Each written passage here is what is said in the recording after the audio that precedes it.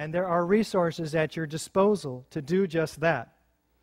I will point them out after we look at the World Trade Center Twin Towers, because as clear as the evidence is for the destruction of Building 7 by explosives, the evidence is even more clear in the case of the Twin Towers. When you look at it with a new pair of glasses and looking at the forensic science-based evidence. Let's get introduced here. Some called it the crowning achievement of the international style, this pair of buildings. Others, heartless modernism. In fact, architect Robert Stern calls it gigantic dumbness, right? It's two squares extruded just to the point where they become the highest buildings in the world. Well, either way, no matter how you feel about these buildings, they did have innovative structural engineering led by John Skilling and his aide, Leslie Robertson, who helped Minoru Yamasaki preserve the simple sculptural purity of his forms. And you can compare this building to the elegant Art Deco of the Empire State Building and come to your own conclusions about design. But it did eclipse the highest building in the world in 1976, but just for a couple of years until the Sears Tower outgrew it. The structural engineering innovations were quite extraordinary, lending the award, the engineering project that demonstrates the greatest engineering skills and represents the greatest contribution to engineering progress and mankind by the American Society of Civil Engineers. Let's take a look at what we achieved. We have 60-foot spans. We have a perimeter structure, which is like a tube structure, and this inner core. Let's take a look at it. Most high-rises up to this time were built on a dense grid of steel or concrete frames all the way throughout the building in a 20 or 30-foot grid.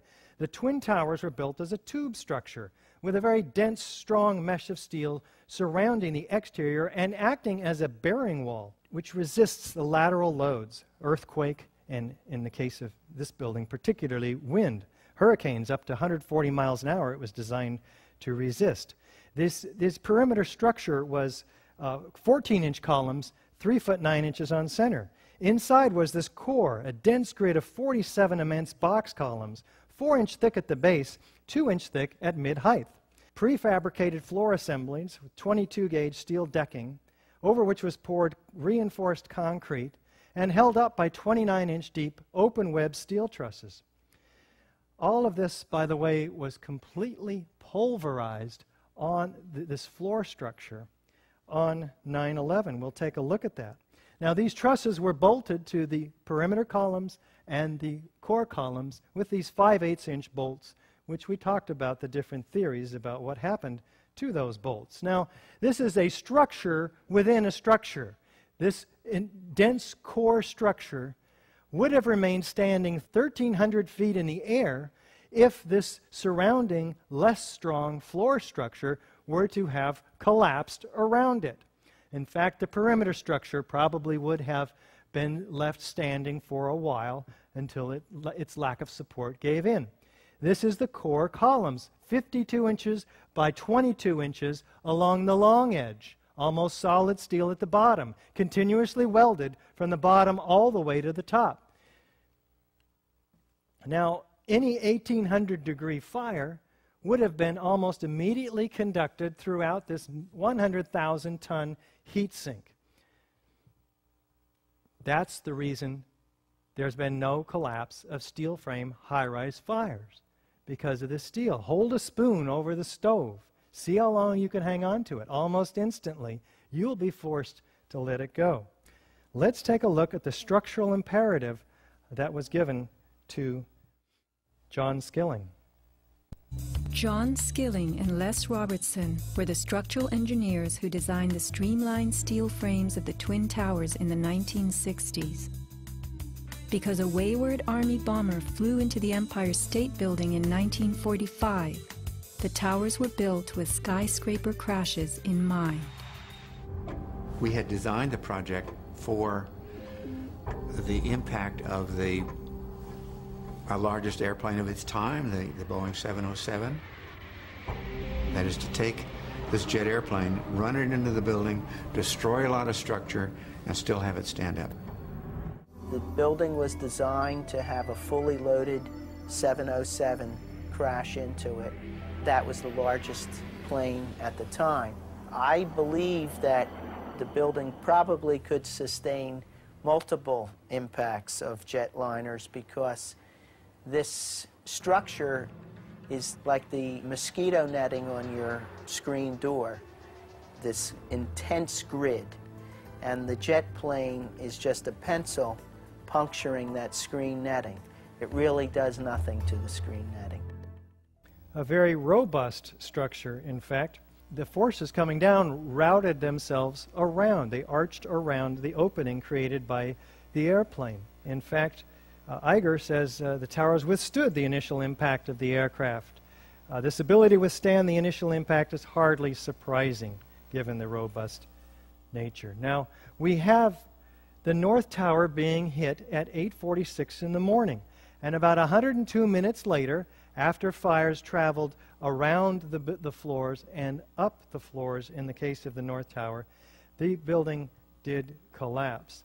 The South Tower was hit about 15 minutes later, and after only about 56 minutes, it collapses, as the fires were in fact diminishing severely. Skilling noted that he designed the towers to take a hit from a Boeing 707 traveling 600 miles an hour.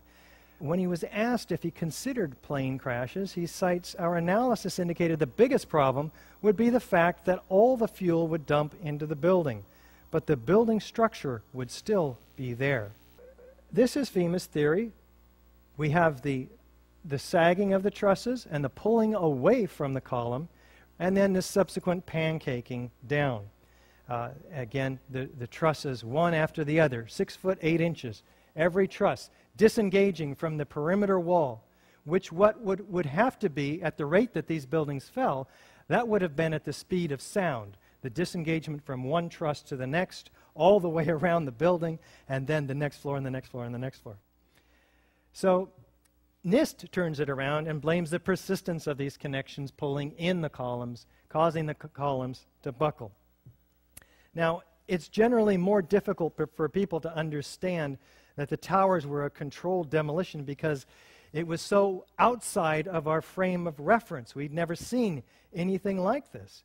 So this, combined with the shock, kept us from being objective.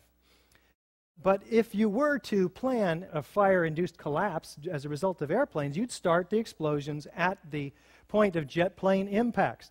So in World Trade Center 2 and 1, we have all of the key characteristic features of controlled demolitions, but with some of these key differences. We have a beginning of detonation at the point of jet plane impacts, not at the base of the building. In addition, we have not an implosion, but where everything is being exploded outside the footprint.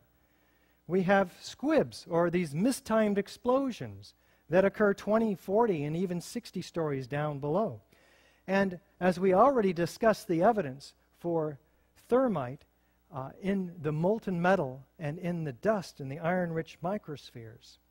So let's take a look, starting with the sudden onset.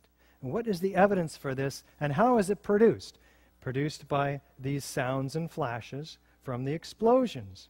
Now, the city's fire commissioner, Thomas von Essen, requires all of his EMTs and firefighters to record their experiences, about 500 of them, and in 12,000 pages, as it turns out, collected from 2001 to 2002. The New York State Court of Appeals overturns the city's request to hold on to this information against the lawsuit by the New York Times. They failed, and why was the city holding on to this information? Was it because 118 of these firefighters witnessed sounds and flashes of explosions? We felt the ground shake. You could see the tower sway, and then it just came down. All of a sudden, the ground just started shaking. It shook my bones. Shortly before the first tower came down, I remember feeling the ground shaking. Somewhere around the middle of the World Trade Center, there was this orange and red flash coming out. Initially, just one flash. Then it just kept popping all the way around the building.